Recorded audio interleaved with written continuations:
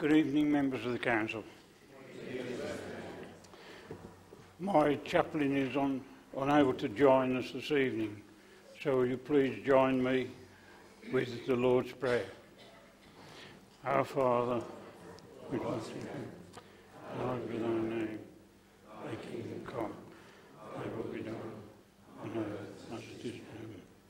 Give us this day our daily bread, and forgive us our trespasses, as we forgive those who trespass against us.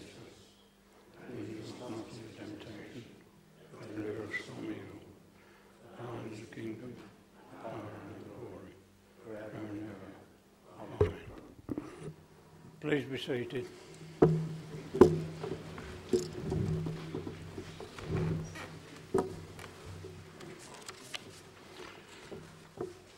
Are there any apologies for absence?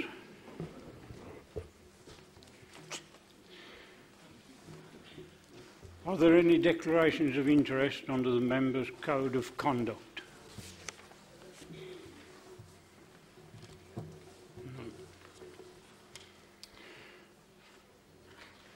The motion before us this evening, I call on Councillor Judy Foster to move the motion as set out on the agenda. Mr Mayor and members of the Council, I move, firstly, that in accordance with the provisions of Article 7.303D of the Council's Constitution, Councillor Patrick Harley be removed from the Office of Leader of the Council with immediate effect. Secondly, that Councillor Pete Lowe be elected as the Leader of the Council in accordance with the provisions of Article 7.03 of the Constitution. And finally, that the Council receive a verbal report from the new Leader on the appointment of a Deputy Leader and Cabinet members with immediate effect. I reserve my right to speak and reply to the debate, Mr Mayor. Seconder. Thank you. As this is an extraordinary meeting, the rule of 30 minutes that normally applies to a motion does not apply in this case.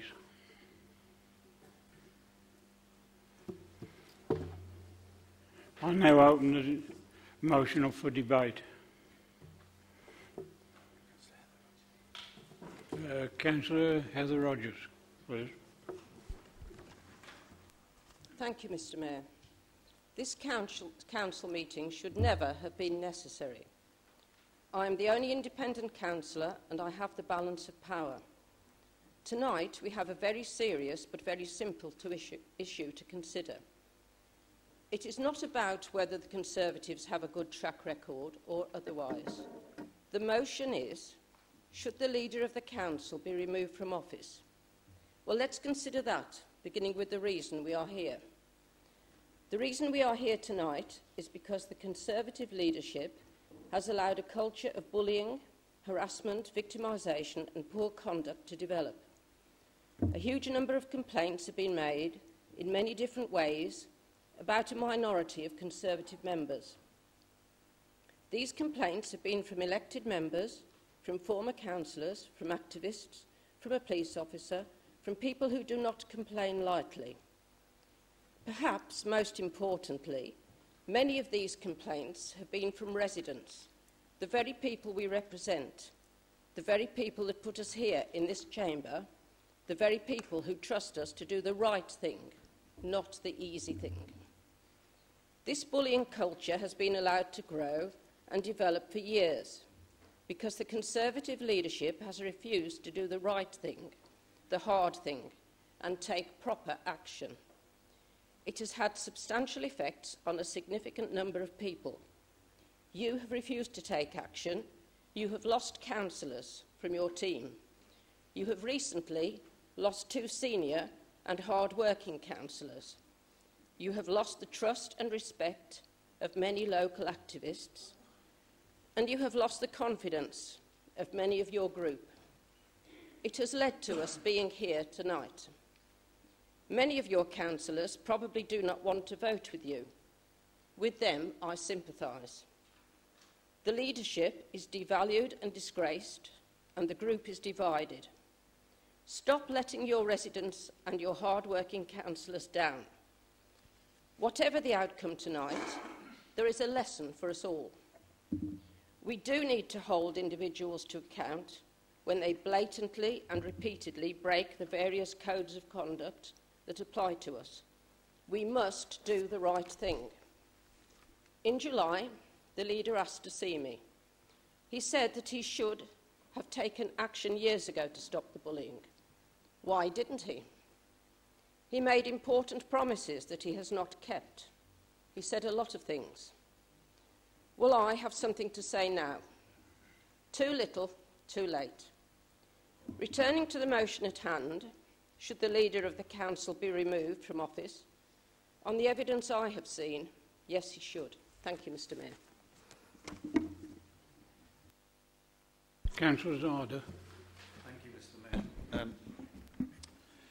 Mr. Mayor, my contribution, I would like to focus on a much wider yet pertinent issue, which is the long-term sustainability of Dudley Council. This side has long campaigned for a fair deal for Dudley. This isn't because we want to expand our provision, but more that we want to preserve it for the people of Dudley. We want to preserve the safety of our communities. We believe in the dignity and comfort of our elderly residents. We want to provide necessary services, not just statutory services. And we want to reduce homelessness in our borough. We want to reduce the bureaucracy on this side and direct every penny to the front line. Our motion today is to put an end to the collusion of this leadership with central government, attack on Dudley and bring a focus back to Dudley.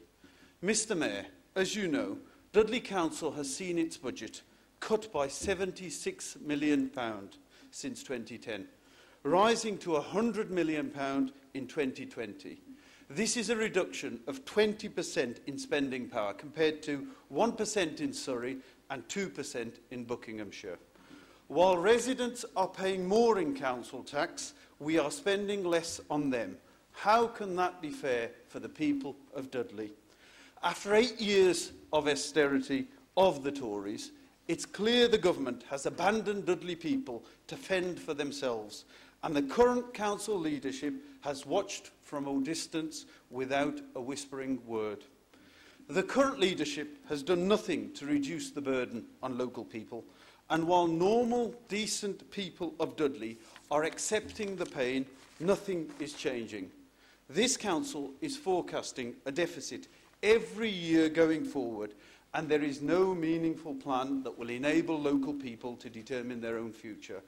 What we are worried on this side of the council is, in order for the council to balance the books in the current state of play with no additional help, then what is yet to come is worse than what has presided before us.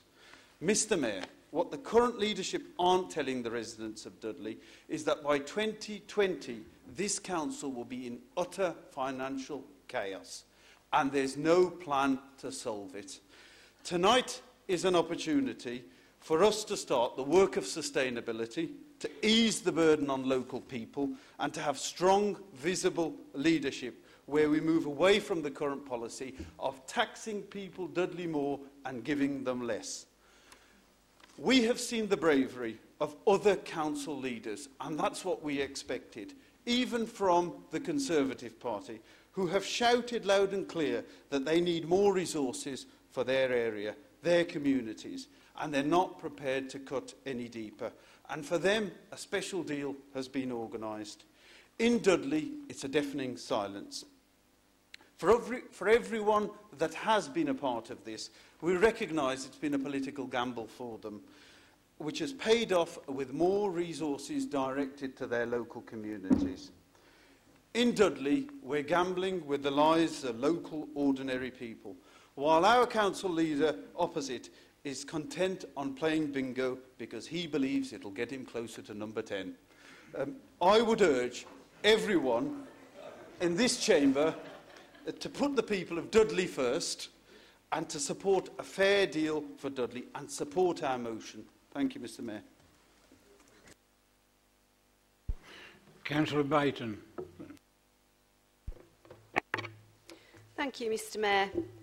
So we've already heard some reasons this evening for the motion that the Labour group have brought. And I just want to focus on a couple of areas where the current administration's failure to act is having a direct impact on the health and well-being of Dudley residents.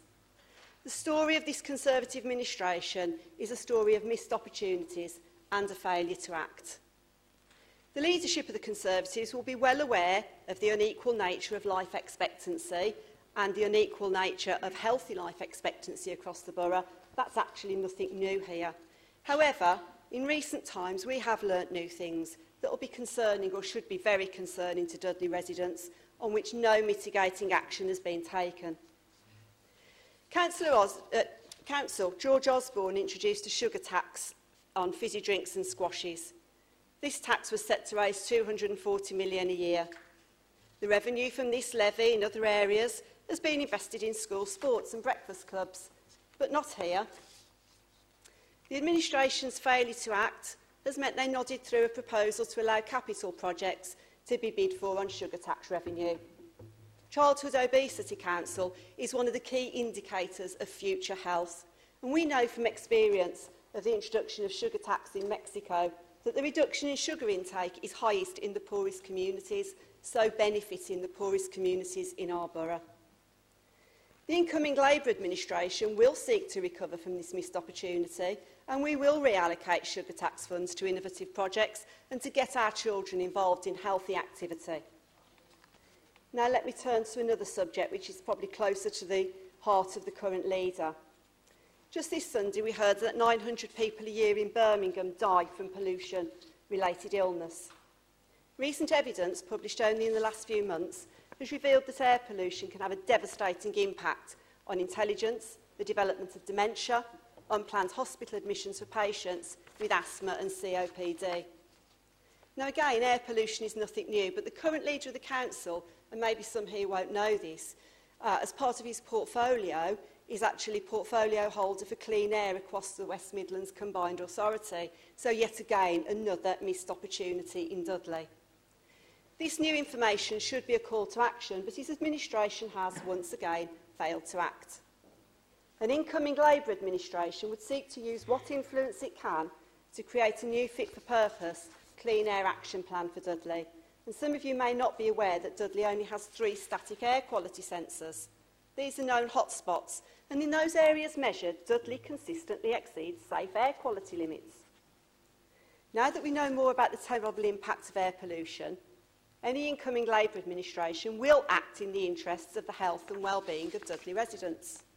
We will lobby at the Combined Authority for a network of sensors that will baseline our present condition, and it will hold politicians to account for the improvement of the air that we all breathe.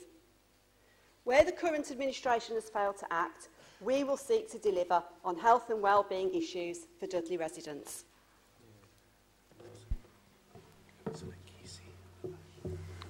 Councillor Kesey. Thank you, Mr Mayor, and what a night to make my first contribution in this chamber. What a strange game politics is in 2018. Do election results matter anymore? In 2016, regardless of opinion in this chamber, a referendum was held where 51.9% of those who voted wanted one outcome and 48.1% wanted another, a majority of almost 1.3 million. I believe that regardless of individual views, the will of the 51.9%, let's call them the winners, should prevail, whether they were right or not. But why am I mentioning this? Fast forward to May 2018 and the local elections in Dudley. People were asked to vote for who they wanted to run Dudley Council. Existing councillors and candidates on all sides worked hard, stated their case and waited for the verdict from residents of our borough. And there they were. Of the people that voted Conservative and Labour, 28,604 people voted Labour, which is 44.9%. They gained a seat from UKIP, but lost one to our youngest Conservative councillor. 35,071 people voted Conservative, which is 55.1%. The Conservatives gained seat from UKIP in Gornal, in Sedgley, in Halesoe, in North, in Wordsley. We took the seat from Labour in Belle Vale and moved from 3rd place to 1st place in Upper Gornal and Woodsetton.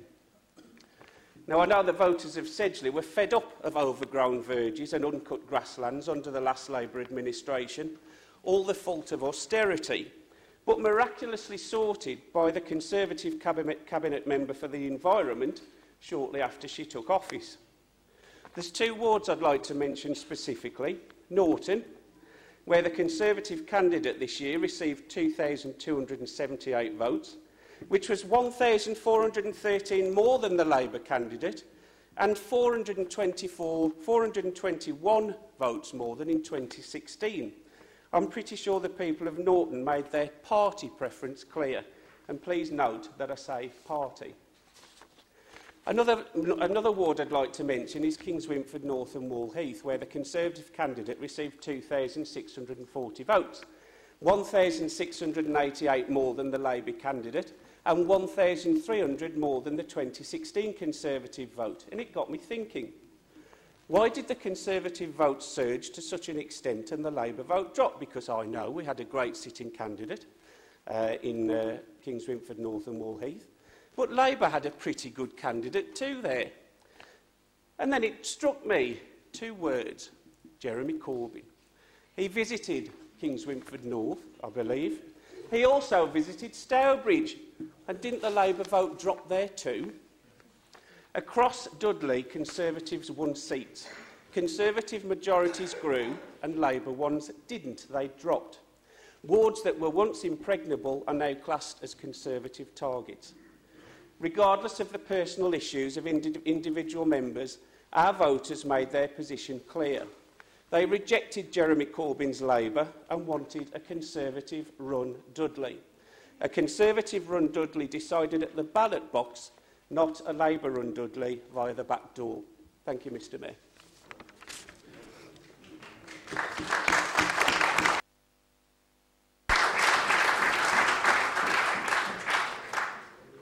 Councillor Harley. Thank you, Mr Mayor. I'm only intending to speak on this issue tonight. With the exception of Councillor Casey, I have to say Councillor Heather Rogers' speech was the best one of the night so far. Actually spoke sense, whereas the other 2 speakers spoke absolute rubbish. You talk about investment. Our first budget since taking control, we put £4 million back in the budget that you guys wanted to take out of frontline services. We've invested in adult social care. We've not reduced the children's services social care budget.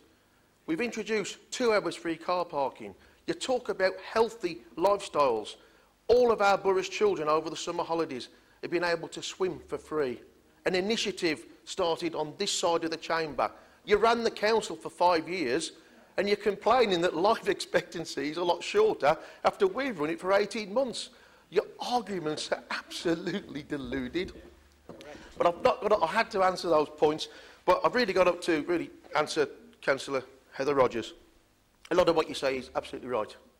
There is bullying in both main parties.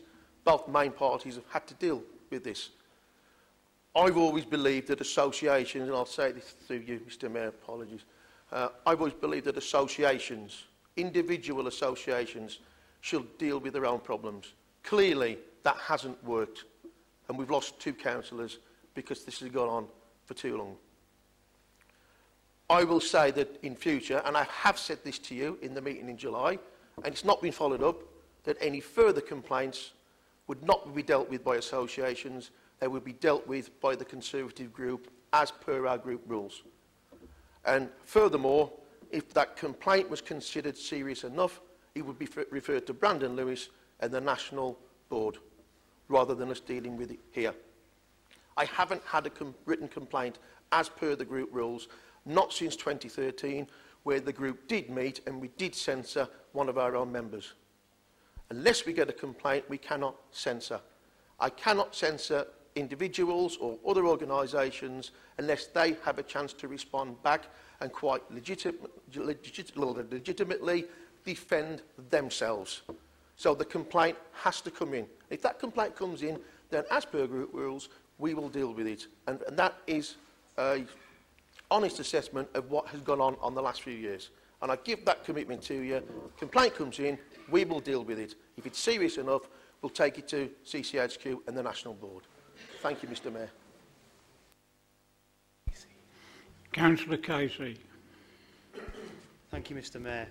Well, I rise to speak on this motion because, like my colleagues, I believe this is a crucial time for our borough, and despite the lecture from Councillor Kesey in terms of election results, numerically we are the largest party on this council. It's a fact. And it's a fact, Mr Mayor, that it's been nearly a year and a half now since the Conservatives took control of this council with the help of UKIP. And in my time, both as a backbencher and in my role as a shadow cabinet member, I've been increasingly worried about the lack of direction and any new ideas being put forward by the controlling group. Now, obviously, I have a specific interest with my portfolio around the local economy, employment, skills and regeneration. And all the major projects being delivered in Dudley were started by us when we were in power. And I don't think anything new has been developed since to move our borough forward positively. And that's why, Mr Mayor, we've submitted this motion, so we can retake control and get on with delivering the projects that we started, but to also continue developing new ideas right across the council, but obviously specifically for me around things like having a proper strategic vision for education, employment and skills, which I've raised before and has to be one of our top priorities, so that local people have the skills needed to compete in the modern economy, and so that Dudley has the infrastructure to attract the new high-tech, high-skilled and high-paid jobs of the future to our borough, something that I don't believe is currently being developed or taken seriously enough. I've said it time and time again, Mr Mayor, Dudley needs to be a leader in these new technologies, not a follower. Our vision for Dudley is clear, to make it a true leader in the Black Country and across the West Midlands. But this can only be achieved if we have the necessary leadership, driving it forward at every opportunity and ensuring our borough doesn't miss out, something that we will provide if we're in control of the council. So, Mr Mayor, it's time that we once again had a council clear on its future vision for Dudley, one that stands up, as my colleague Councillor Zada said earlier, to the Conservative government and the brutal and ongoing cuts that they continue to pass down to local government. And quite simply, Mr Mayor, a council with the leadership to implement their vision to make Dudley a place of opportunity and one that gives everyone the ability to achieve their aspirations. Thank you, Mr Mayor. Councillor Ridney, please. I'd just like to make a couple of comments on the missed opportunities that I feel this administration has had to improve the lives of the children of our borough. I'm sure I do not need to remind the Council that Children's Services still remains under the watchful eye of Ofsted, and we await further visit in the coming weeks. While we have made progress, I believe that this progress in many aspects has been regrettably slow. The recommendation of the original report was to house children's social care under one roof. This would enable a more efficient and a less disjointed service. This has not been achieved, and the redevelopment of Corbin Road is now not due for completion until September 2019. This should have been made a priority. If we wish to achieve an outstanding children's service, we need to ensure that communication and information sharing are a priority. This would include an IT system that could be accessed by all sections and partners, and this should again be given a priority by this administration. The non-achievement of bringing the workforce into a shared workplace does not help to increase the efficiency of this extremely important frontline service. The latest improvement plan figures show that the service is still using a high percentage of agency workers. The service is a female-dominated workforce, so it shouldn't be a shock to anyone that whilst making every effort to recruit in a competitive market both locally and nationally, we are using agency staff. What should cause consternation and concern for us is that the factor is blamed for the budget overspend. Why does it come as a surprise? Should that have not already been accounted for? Should we not have already made allowance for that? Or is that just an excuse being used?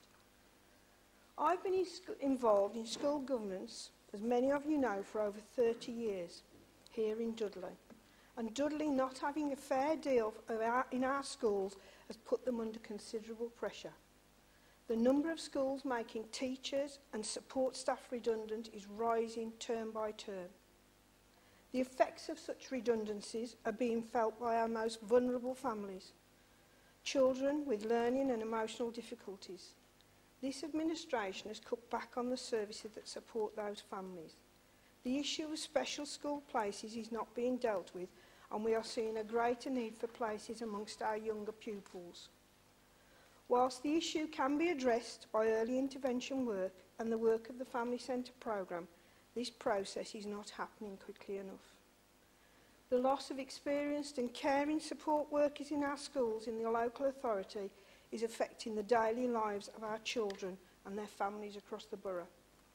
The lack of money in our schools is a priority issue. My own school has lost £125 per pupil in the last 2 years. We have over 400 pupils in our school. However, when money is offered to help, for example, to tackle obesity, it's being directed to capital investment, not where it will make a difference, not where the families will feel it. I welcome the new Family Centre for Dudley North in the independent state of Cosley. It's been a long time coming. However, we are not the only area that needs such support. The needs of communities should be the only criteria that we use to develop new support for our vulnerable families. An administration must fight to ensure that children, families and carers get the best deal, that Dudley gets a fair deal for its children and for its families. We should be leading our partners and stakeholders to ensure that our children are the priority, that our workforce is valued and their needs are recognised. We would do that.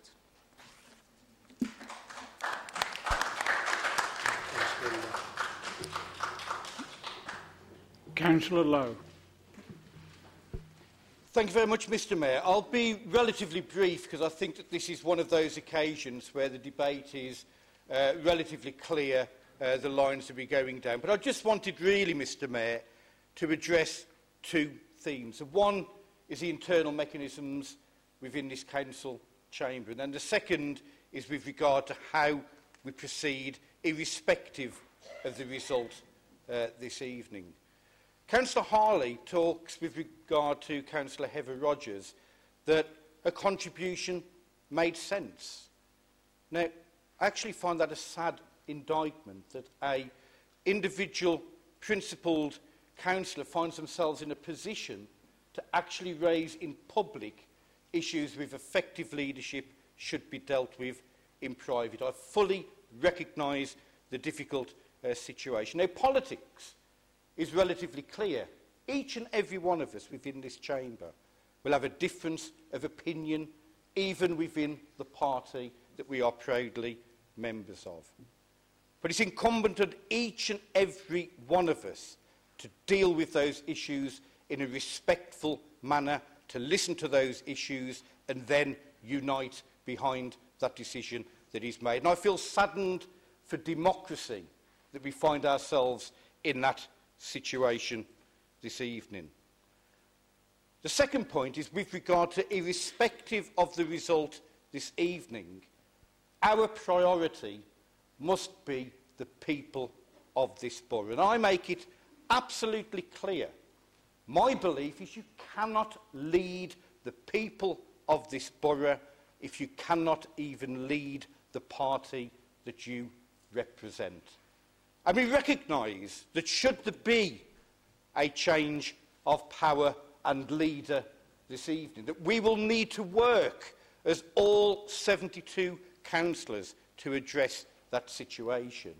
We recognise that the financial situation affecting this borough will not change simply by a change of leader. We fully recognise that the £76 million rising to £100 million will simply not go away. But therein comes the difference.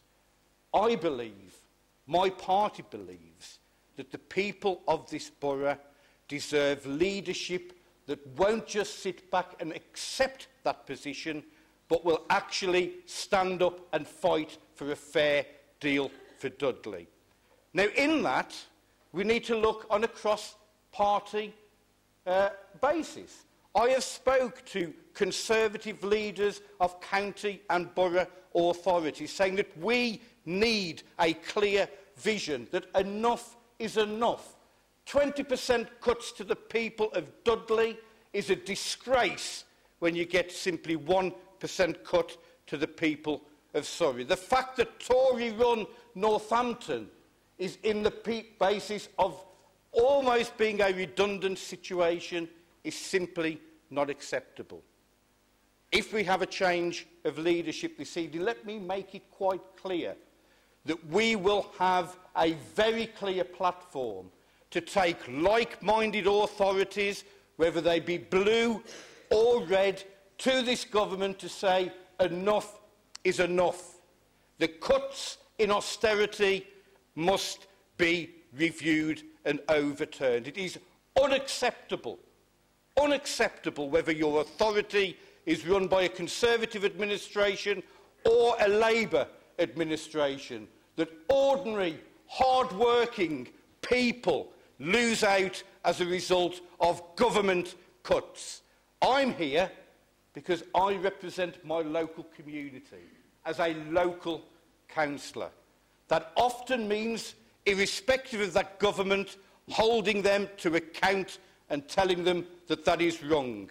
We consistently campaigned against our Labour government with regard to fair funding for local authorities, and we will do it certainly with a Conservative-run government. So the choice, Mr Mayor, is clear. If you can't lead in this chamber, how do you expect to lead the proud people of this borough?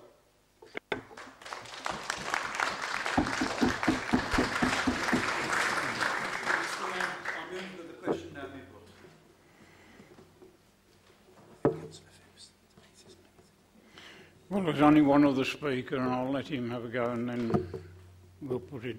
Councillor Phipps.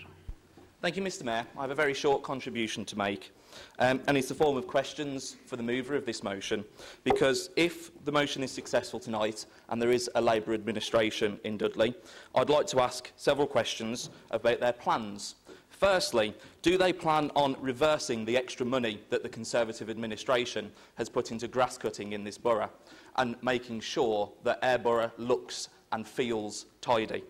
Secondly, will you be scrapping the 2 hours free car parking, which every single town centre has benefited from in this borough?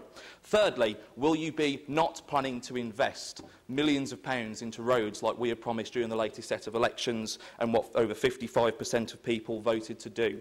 And finally, you mentioned air pollution and so on. Do you support clean air zones, and would you introduce a charge for driving diesel cars or petrol cars into Dudley, maybe, along those lines? Thank you, Mr Mayor. Right, I call on Councillor Judy Foster to exercise her right of reply to the debate. Thank you, Mr Mayor. First of all, in response to Councillor Phipps' questions, I'll provide you with a written answer. Secondly, Mr Mayor, seriously, we are here tonight because the people of Dudley, they need a Labour-run council led by Councillor Pete Lowe.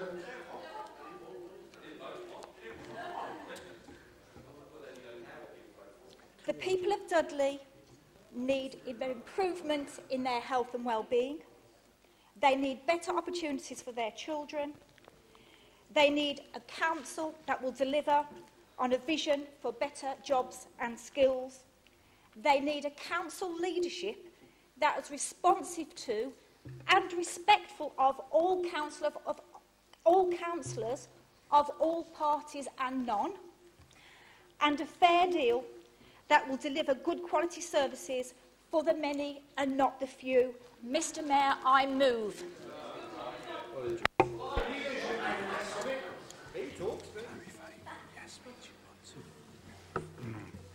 Right, gentlemen, the motion will now be put to the vote.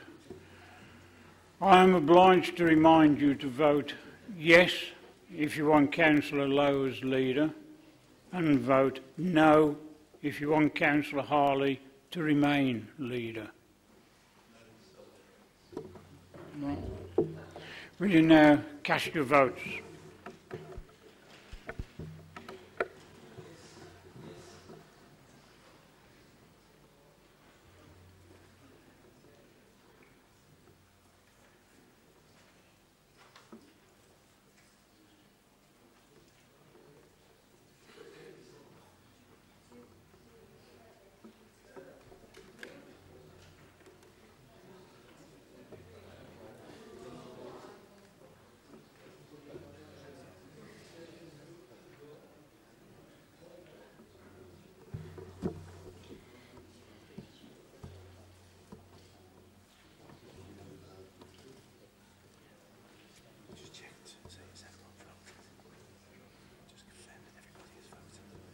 Right.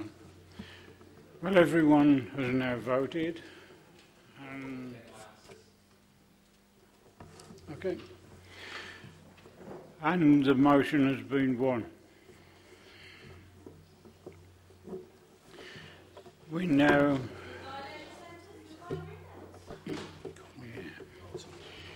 move on to item 3, which is to receive a verbal report from Councillor Lowe on the appointment of a Deputy Leader and Cabinet members with immediate effect. Thank you very much.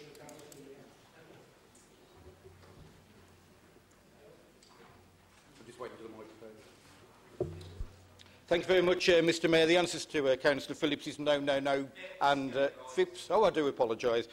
Phipps is no, no, no, and if we have the powers available to us. With regard to the report, Mr Mayor, I'm proud to announce that Judy Foster will be the Deputy Leader. The Cabinet, Mr Mayor, will comprise of Kader Sadder, Councillor Gay Partridge, Kieran Casey, John Martin, Kathy Baton, Kershid Ahmed, Sue Ridney and John Martin, who have I missed? And Rachel Harris. Portfolios to be agreed and notified accordingly.